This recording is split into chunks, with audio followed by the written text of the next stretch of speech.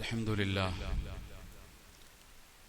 لله الذي هدانا لهذا وما كنا لنهتدي لولا أن هدانا الله والصلاة والسلام على أشرف رسل الله وعلى آله وأصحابه الفائزين برضا الله أما بعد أعوذ بالله من الشيطان الرجيم بسم الله الرحمن الرحيم كم تركوا من جنات وعيون وزروع ومقام كريم ونعمة كانوا فيها فاكهين فما بكت عليهم السماء والأرض وما كانوا منظرين صدق الله. ബഹുമാന്യരായ സഹോദരങ്ങളെ, സത്യവിശ്വാസികളെ, കാരുണ്യമായ പടച്ചതമ്പുരാൻ നമ്മിൽ നിന്ന് വന്ന എല്ലാ ചെറുതും വലുതുമായ തെറ്റുകളും കുറ്റങ്ങളും പുറത്തു മാപ്പാക്കി തരുമാറാകട്ടെ. ബാക്കിയുള്ള ആയുസ്സിൽ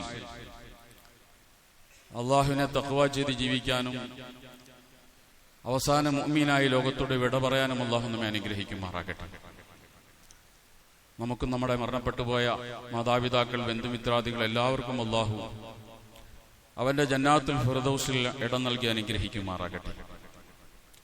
രോഗം കൊണ്ട് പ്രയാസപ്പെടുന്ന ധാരാളം ആളുകൾ, അവരുടെ രോഗം എന്തു തന്നെയാണെങ്കിലും പടച്ചതമ്പുരാൻ അവന്റെ മഹദായ ഫضل കൊണ്ട് ഷഫിയാക്കി കൊടുക്കുമാറാകട്ടെ.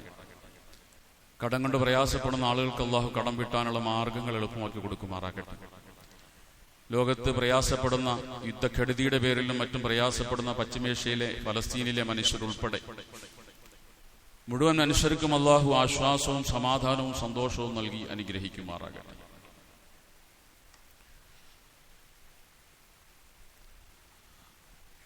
അബൂ സുഫിയാന്റെ മകൻ മുആവിയ റളിയല്ലാഹു അൻഹു ഖലീഫയായി സ്ഥാനമേറ്റെടുത്തപ്പോൾ നാട്ടിലെ പ്രായം ചെന്ന ആളുകളെ കാണാൻ വേണ്ടി അദ്ദേഹം ഒരിക്കൽ ഇറങ്ങി. അവരെ ചെന്ന് കണ്ട് താൻ ഈ രാജ്യത്തിന്റെ ഭരണസാരത്വം ഏറ്റെടുത്തിരിക്കുന്നു എന്ന വിവരം അറിയിക്കാനാണ് അദ്ദേഹം പുറപ്പെട്ടത്. കൂട്ടത്തിലൊരു 90 വയസ്സുള്ള ഒരു വൃദ്ധന്റെ അടുക്കലെത്തി. അദ്ദേഹത്തോട് മുആവിയ റളിയല്ലാഹു അൻഹു പറഞ്ഞു, ഞാൻ അമവി ഖലീഫയായി തെരഞ്ഞെടുക്കപ്പെട്ടിരിക്കുകയാണ്. ഇനി മുതൽ ഞാൻ നിങ്ങളുടെ ഭരണാധികാരിയായിരിക്കും. അതുകൊണ്ട് എന്നിൽ നിന്നും എന്തെങ്കിലും ആവശ്യങ്ങൾ നിങ്ങൾക്ക് നേടാനുണ്ടെങ്കിൽ എന്നെ അറിയിക്കണം. അപ്പോൾ ആ വൃദ്ധനായ മനുഷ്യൻ പറഞ്ഞു, എനിക്ക് 90 വയസ്സായി. എന്റെ ശരീരത്തിലെ രോമങ്ങൾ പലതും വെളുത്തു. എന്റെ കണ്ണിന്റെ കാഴ്ച മങ്ങിയിട്ടുണ്ട്. എന്റെ തൊലികളെല്ലാം ചുളുങ്ങിയിട്ടുണ്ട്. എന്നാലും കുറച്ചുനാൾ കൂടി ജീവിക്കണമെന്ന് എനിക്ക് ആഗ്രഹമുണ്ട്. പക്ഷെ അത് നിന്നോട് പറഞ്ഞിട്ട് കാര്യമില്ല. നിന്റെ ആയുസ് പോലും നീട്ടാൻ നിനക്ക് അധികാരമില്ല. പിന്നെ നിന്നോട് എന്റെ ആയുസിന്റെ കാര്യം പറഞ്ഞിട്ടെന്ത് കാര്യം? ബഹുമാനികളെ, പരിശുദ്ധമായ റമദാൻ നമ്മോട് വിട പറഞ്ഞു. രാവിലെ നമ്മൾ ചെറിയ പെരുന്നാൾ നമസ്കരിച്ചു. ഇന്ന് പതിവ് പോലെ ഒരു ജുമാ നമസ്കാരത്തിന് വേണ്ടി നമ്മൾ ഇവിടെ ഒരുമിച്ച് കൂടിയിരിക്കുകയാണ്. റസൂലുള്ളാഹി സ്വല്ലല്ലാഹു അലൈഹി വസല്ലം പറയുന്നുണ്ട്, ഒരു റമദാൻ ഭൂമി ലോകത്തു നിന്ന് വിട പറഞ്ഞു പോകുമ്പോൾ ബക്കത്തി സമാവാത്തു വല്ലർദു, ആകാശങ്ങളും ഭൂമികളും കരയും. സഹാബാക്കൾ ചോദിച്ചു, എന്തിനാണ് റസൂലേ ആകാശവും ഭൂമിയും കരയുന്നത്? റസൂലുള്ളാഹി പറഞ്ഞത്, മുസീബത്തല്ലി ഉമ്മത്തി മുഹമ്മദിൻ സല്ലല്ലാഹു അലൈഹി വസല്ലം, മുഹമ്മദ് നബിയുടെ ഉമ്മത്തിന്റെ മുസീബത്ത് ഓർത്തിട്ടാണ് കരയുക. കാരണം അനുഗ്രഹങ്ങൾ കോരിച്ചെരിഞ്ഞുകൊണ്ടാണ് ഒരു റമദാൻ ഇവിടെ സമാഗതമായത്. അത് വിട പറഞ്ഞു പോകുമ്പോൾ ഈ ഉമ്മത്തിന്റെ ധാരാളം ഖൈറാത്തുകൾക്കുള്ള അവസരങ്ങളാണ് നഷ്ടപ്പെടുന്നത്. പ്രാർത്ഥനകൾ സ്വീകരിക്കപ്പെടുന്ന സമയം കഴിഞ്ഞു. നന്മകൾക്ക് ധാരാളം ഇരട്ടി പ്രതിഫലം ലഭിക്കുന്ന സമയം കഴിഞ്ഞു. അതുകൊണ്ട് നമ്മെ സംബന്ധിച്ചിടത്തോളം വലിയൊരു നഷ്ടമാണ് നമുക്ക് വന്നിരിക്കുന്നത്. അതുകൊണ്ടാണ് തിരുനബി സല്ലല്ലാഹു അലൈഹി വസല്ലം പറഞ്ഞത്, ലൗ തഅലമു ഉമ്മത്തി മാ ഫീ റമളാന മിനൽ ഖൈർ റമദാനിലെ നന്മകളെക്കുറിച്ച് ഈ സമുദായത്തിന് ബോധ്യമുണ്ടായിരുന്നെങ്കിൽ റമദാൻ എല്ലാ മാസവും റമദാൻ ആയിരിക്കാൻ ആഗ്രഹിക്കുമായിരുന്നു. പക്ഷെ ഇന്ന് നമ്മുടെ ഉള്ളിൽ റമദാൻ പോകുമ്പോൾ ഒരു സന്തോഷം തോന്നുന്നെങ്കിൽ എന്താണ് റമദാൻ നമ്മൾ ഉൾക്കൊണ്ടിട്ടില്ല എന്നാണ് അതിനർത്ഥം. ഒരുപക്ഷെ ഇനിയൊരു റമദാൻ നമുക്കുണ്ടോ നമുക്കറിയില്ല. ഇന്ന് ചെറിയ പെരുന്നാളിന്റെ സന്തോഷത്തിന്റെ ദിവസമാണ്. പക്ഷെ ഈ സന്തോഷത്തിനിടയിൽ നമ്മൾ മറക്കാൻ പാടില്ലാത്ത ചില യാഥാർത്ഥ്യങ്ങളുണ്ട്. അത് നമ്മുടെ യാത്രയെക്കുറിച്ചുള്ളൊരു യാഥാർത്ഥ്യമാണ്. എല്ലാവരും പോകേണ്ടി വരും.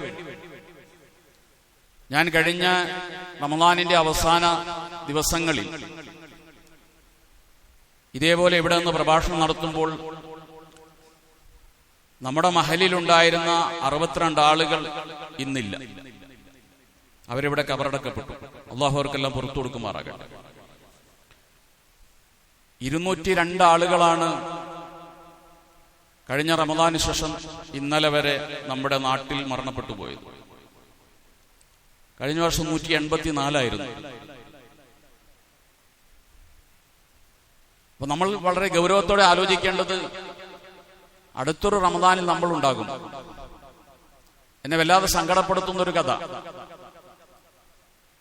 കഴിഞ്ഞ റമദാൻ അവസാനത്തെ വെള്ളിയാഴ്ച പ്രഭാഷണം കഴിഞ്ഞിറങ്ങുമ്പോൾ ഒരാൾ വന്ന് കെട്ടിപ്പിടിച്ച് ആലിംഗനം ചെയ്തിട്ട് പറഞ്ഞു, ദീർഘായുസ്സിന് വേണ്ടി പ്രാർത്ഥിക്കണം. ആ മനുഷ്യനും ഇന്ന് ഇവിടെയുണ്ട്. ഞാൻ ആ മനുഷ്യനെ കുറിച്ച് ഓർക്കാറുണ്ട്. അദ്ദേഹം മരിച്ചു കഴിഞ്ഞപ്പോൾ അദ്ദേഹം എന്നോട് ആവശ്യപ്പെട്ട് ദീർഘായുസ്സിന് വേണ്ടി പ്രാർത്ഥിക്കാനാണ്. പക്ഷെ പടച്ചതമ്പുരാൻ ഈ ഒരു റമദാനിൽ അങ്ങനെ എന്നോട് പറയാൻ അദ്ദേഹത്തെ ഇവിടെ ജീവിച്ചിരിപ്പില്ല. ഇതാണ് നമ്മുടെയൊക്കെ അവസ്ഥ. ഈ ഒരു ചിന്ത ഏത് സന്തോഷത്തിനിടയിലും നമുക്കുണ്ടാകണം. ആ ചിന്തയാണ് നമ്മളെ നേരായി ജീവിക്കാൻ വേണ്ടി പ്രേരിപ്പിക്കുന്നത്. ഒരു സഹാബി വീട് നിർമ്മിച്ചുകൊണ്ടിരിക്കുകയാണ്.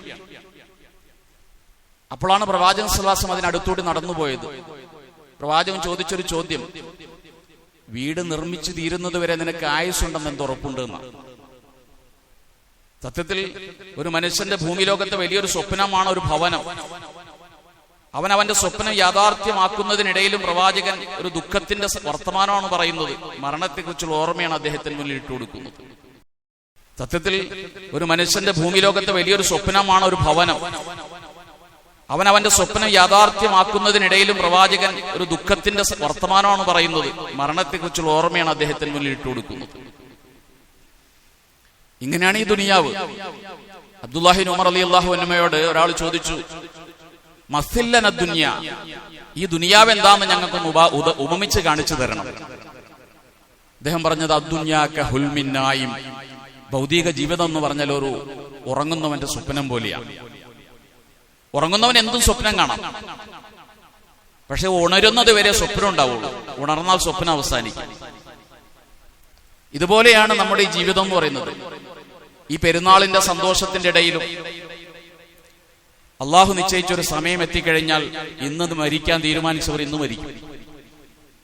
അപ്പൊ ഏത് സന്തോഷത്തിലും ഏത് സങ്കടത്തിലും നമ്മുടെ മുന്നിൽ ഉണ്ടായിരിക്കേണ്ട അതിപ്രധാനമായ ഒരു ചിന്ത, നാം എല്ലാവരും തിരിച്ചു പോകേണ്ടവരാണ് എന്നുള്ളൊരു ചിന്തയാണ്. ആ ചിന്തയാണ് മനുഷ്യനെ നേരായ രീതിയിൽ ജീവിക്കാൻ വേണ്ടി പ്രേരിപ്പിക്കുന്നത്. നമ്മൾ ആരായിരുന്നാലും പോകേണ്ടി വരും. നമ്മുടെ അധികാരമോ നമ്മുടെ സമ്പത്തോ നമ്മുടെ സ്വാധീനമോ നമ്മുടെ സൗന്ദര്യമോ ഒന്നും നമ്മളിവിടെ അവശേഷിപ്പിക്കില്ല. എത്ര വലിയ വലിയ അഹങ്കാരികളെയാണ് പടച്ചോൻ പിടിച്ചത്. ഫിരൗൻ പോയില്ലേ?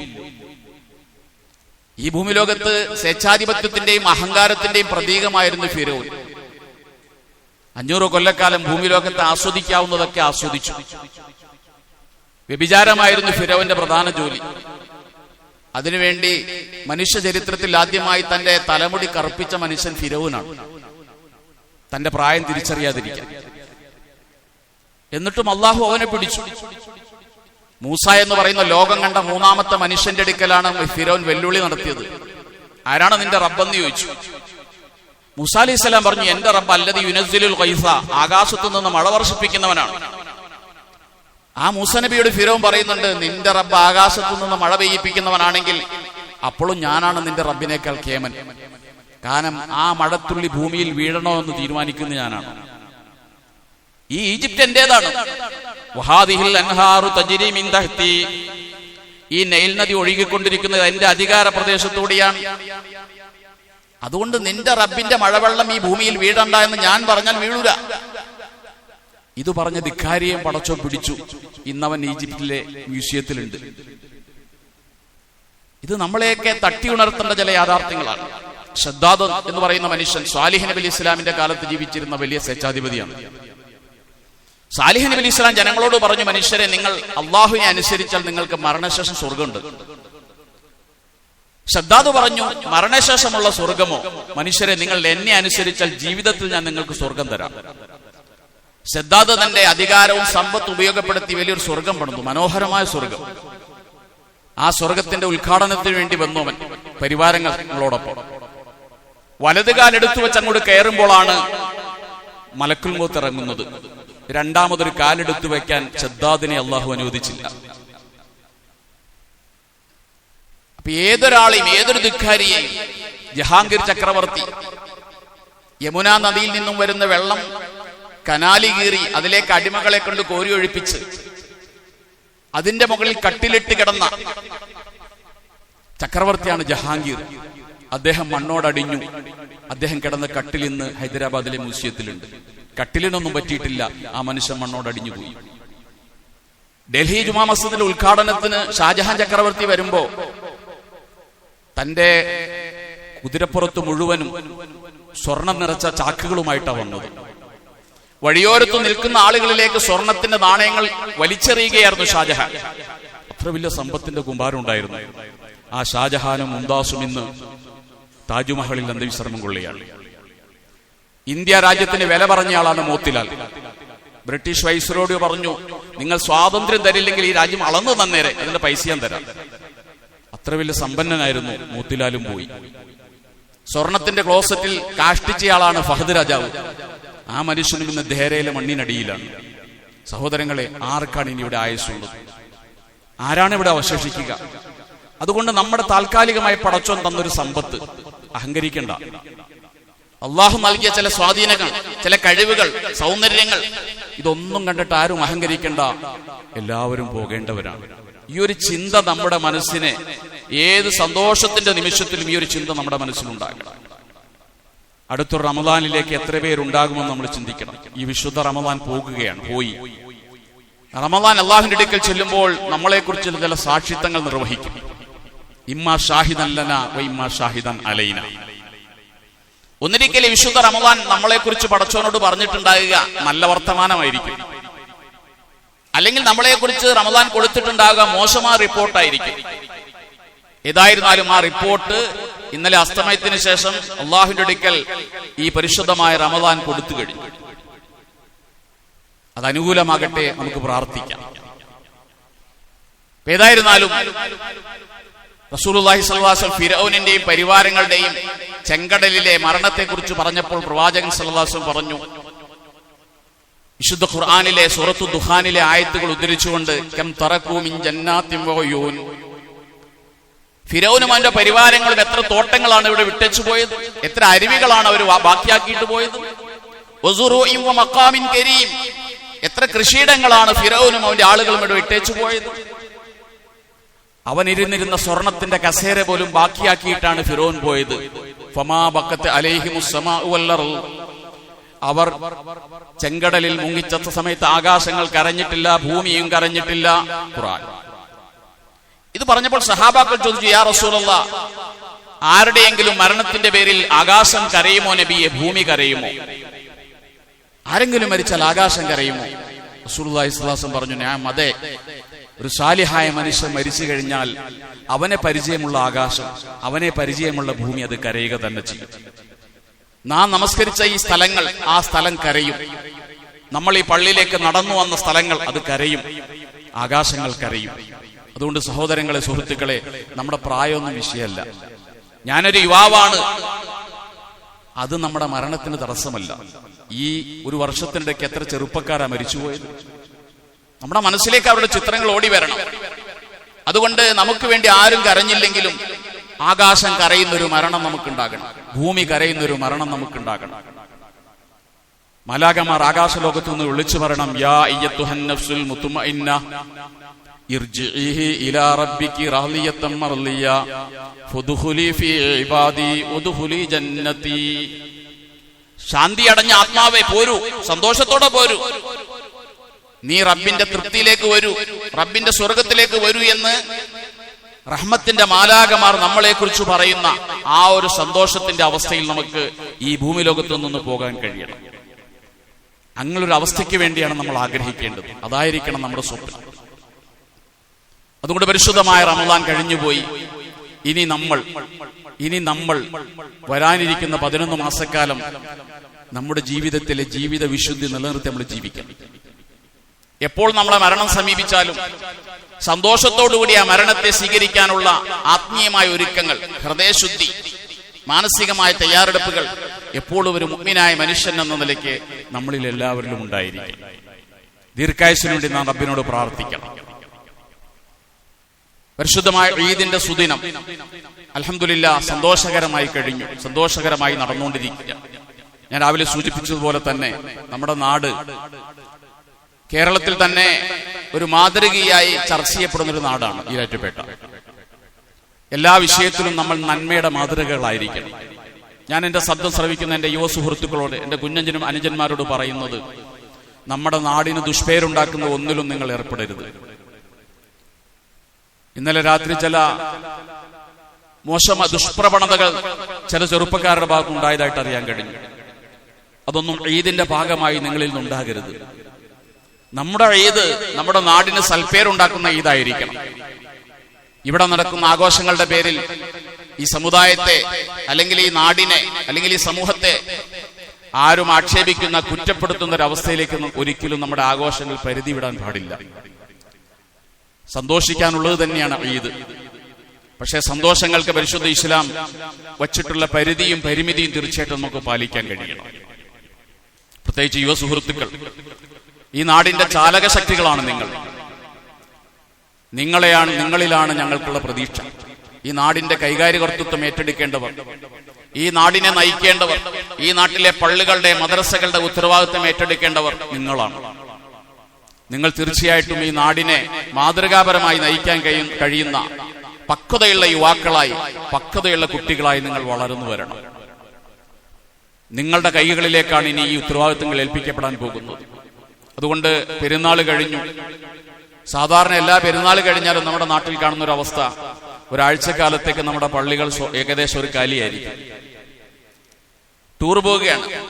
അൽഹംദുലില്ലാഹ്, നല്ല കാര്യം തന്നെ. വിനോദയാത്രകൾ ആവശ്യമാണ്. ഇസ്ലാം യാത്ര ചെയ്യാനും വിനോദയാത്ര ചെയ്തുകൊണ്ട് അള്ളാഹുവിന്റെ ദൃഷ്ടാന്തങ്ങളെ കാണാനും പഠിക്കാനും അറിയാനും അതിലൂടെ അള്ളാഹുവിനെ കുറിച്ച് അറിയാനൊക്കെ നമ്മളെ പ്രോത്സാഹിപ്പിക്കുന്നുണ്ട്. യാത്ര നല്ലത് തന്നെയാണ്. സുലുസാൽ ഇൽമി ഫി സഫരി, യാത്രയുടെ 2/3 അറിവിന്റെ 2/3 ഒരാൾക്ക് ലഭിക്കുന്നത് യാത്രയിലൂടെയാണ്. അതുകൊണ്ട് എവിടെ പോകുന്നതും തെറ്റൊന്നുമല്ല. പക്ഷേ നിങ്ങൾ എവിടെ പോയാലും നിങ്ങളുടെ സംസ്കാരം നിങ്ങൾ കാത്തു സൂക്ഷിക്കണം.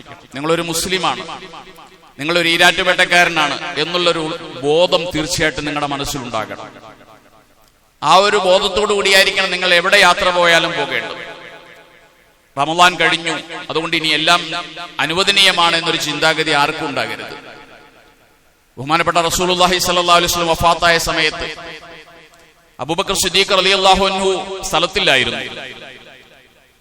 അദ്ദേഹം തന്റെ കൃഷിയിടത്തിലേക്ക് പോയിരിക്കുകയാണ്. റസൂലുള്ളാഹിയുടെ വഫാത്ത് അറിഞ്ഞ വീട്ടിലേക്ക് വരുമ്പോൾ ആ വീടിന്റെ ചുറ്റും കാണുന്നത് അക്ഷമരായ സഹാബാക്കളെയാണ്. ഉമർ ഇബ്നുൽ ഖത്താബ് എന്ന് പറയുന്ന ധീരനായ മനുഷ്യൻ ഒരു വാളുമെടുത്ത് ജനങ്ങൾക്കിടയിലൂടെ അങ്ങനെ ചുറ്റി നടക്കുകയാണ്. അദ്ദേഹം വിളിച്ചു പറയുന്നുണ്ട്, മുഹമ്മദ് നബി മരിച്ചു എന്ന് ആരെങ്കിലും പറഞ്ഞാൽ ഞാൻ അവന്റെ തലയെടുക്കും. വാളുമായി നടക്കുന്ന ഉമറിനെയാണ് അബൂബക്കർ സിദ്ദീഖ് റളിയല്ലാഹു അൻഹു കാണുന്നത്. റസൂലിന്റെ വഫാത്ത് അംഗീകരിക്കാൻ ഉമർ തയ്യാറായിട്ടില്ല. ആ സമയത്താണ് അബൂബക്കർ സിദ്ദീഖ് റളിയല്ലാഹു അൻഹു ആയിഷ ബീവിയുടെ റൂമിലേക്ക് കടന്നു ചെന്ന് മൂടിയിട്ടിരിക്കുന്ന ജനാസയുടെ മുഖം മാറ്റി നോക്കിയിട്ട് അള്ളാഹുവിന്റെ റസൂൽ വഫാത്തായി എന്ന് ഉറപ്പുവരുത്തിയിട്ട് ആ മുഖത്തേക്ക് ചുംബിച്ചുകൊണ്ട് പറയുന്നുണ്ട്, തിബ്ത ഹയ്യൻ വമൈത യാ റസൂലല്ലാഹ്, അങ്ങ് ജീവിച്ചിരിക്കുമ്പോൾ എത്ര സുന്ദരനാണ് നബിയെ, അങ്ങയുടെ വഫാത്തിലും അങ്ങ് എത്ര നല്ലവനാണ് നബിയെ. അള്ളാഹുവിന്റെ റസൂലിന്റെ വഫാത്ത് ഉറപ്പാക്കിയിട്ട് പുറത്തിറങ്ങി ഉമറിനെ സമാധാനിപ്പിക്കുന്നുണ്ട്. ഉമറെ, നീ വിശുദ്ധ ഖുർആൻ പഠിച്ചിട്ടില്ലേ? പ്രവാചകനും ഈ ലോകത്തോട് വിട പറയുമെന്ന് ഖുർആൻ സൂചിപ്പിച്ചിട്ടില്ലേ? എന്നിട്ട് മസ്ജിദുൻ നബിയുടെ മിമ്പറിൽ കയറിക്കൊണ്ട് അബൂബക്കർ റളിയല്ലാഹു അൻഹു നടത്തുന്ന ഒരു പ്രഭാഷണമുണ്ട്. മൻ കാന യഅ്ബുദു മുഹമ്മദൻ ഫഇന്ന മുഹമ്മദൻ ഖദ് മാത്. മുഹമ്മദിനെയാണ് ആരെങ്കിലും ആരാധിച്ചിരുന്നെങ്കിൽ അതാ മുഹമ്മദ് മരിച്ചിട്ടുണ്ട്, അവർക്ക് പോകാം. വമൻ കാന യഅ്ബുദുല്ലാഹ ഫഇന്നല്ലാഹ ഹയ്യുൻ ബാഖി. അല്ലാഹുവിനെയാണ് ആരെങ്കിലും ആരാധിച്ചിരുന്നതെങ്കിൽ ആ ആരാധിച്ച പടച്ചവൻ ഇന്നും ജീവിച്ചിരിപ്പുണ്ട്, അവൻ മരിക്കില്ല എന്ന് പറഞ്ഞ് ജനങ്ങളെ സമാധാനിപ്പിക്കുകയും അള്ളാഹുവിന്റെ റസൂലിന്റെ വഫാത്ത് സ്ഥിരീകരിക്കുകയും ചെയ്യുന്ന ഒരു രംഗമുണ്ട്. വിശുദ്ധ റമദാൻ വിട പറയുമ്പോൾ പൂർവികരായ മഹത്തുക്കൾ ഈ സംഭവം ഓർമ്മിച്ചുകൊണ്ട് ജനങ്ങളോട് പറയാറുണ്ട്, നിങ്ങൾ ആരാധിച്ചത് റമദാനിൽ പടച്ചവനെയാണെങ്കിൽ ആ പടച്ചവന്റെ തിരുനോട്ടം ഇനിയുമുണ്ട്, നിങ്ങൾ ആ ക്യാമറ കണ്ണുകൾക്കുള്ളിലാണ്. നിങ്ങളുടെ രഹസ്യവും പരസ്യവും അള്ളാഹു ഒപ്പിയെടുക്കുന്നുണ്ട്. അള്ളാഹു അതിനുവേണ്ടി 2 മലക്കുകളെ ചുമതലപ്പെടുത്തിയിട്ടുണ്ട്. അതുകൊണ്ട് ജീവിതത്തെ ക്രമപ്പെടുത്തുക ഇനി വരാനിരിക്കുന്ന മാസങ്ങളിലും. അല്ല, നിങ്ങൾ ഈ റമദാനിന് വേണ്ടി മാത്രമാണ് ഇതൊക്കെ ചെയ്തു കൂട്ടിയതെങ്കിൽ നിങ്ങൾക്ക് പോകാം, നിങ്ങളുടെ സമയം കഴിഞ്ഞിട്ടുണ്ട് എന്ന് മഹത്തുക്കൾ അവരുടെ ഗ്രന്ഥങ്ങൾ ഓർമ്മപ്പെടുത്തുന്നുണ്ട്. സഹോദരങ്ങളെ, അള്ളാഹു നമ്മെ അനുഗ്രഹിക്കുമാറാകട്ടെ. റമദാനിലൂടെ നേടിയ ഊർജ്ജം നിലനിർത്താൻ പടച്ചോൻ തൗഫീഖ് ചെയ്ത് അനുഗ്രഹിക്കുമാറാകട്ടെ. അള്ളാഹു നമുക്കെല്ലാം ദീർഘായുസ്സ് നൽകുമാറാകട്ടെ. അടുത്തൊരു റമദാൻ വരുമ്പോൾ ഈ കൂടിയിരിക്കുന്ന എല്ലാവർക്കും ഇതേപോലെ പള്ളിയിൽ സംഗമിക്കാനുള്ള ദീർഘായുസ്സും ആഫിയത്തും അള്ളാഹു നൽകി അനുഗ്രഹിക്കുമാറാകട്ടെ. വാഖിറു ദഅ്വതി അനിൽ ഹംദുലില്ലാഹി റബ്ബിൽ ആലമീൻ.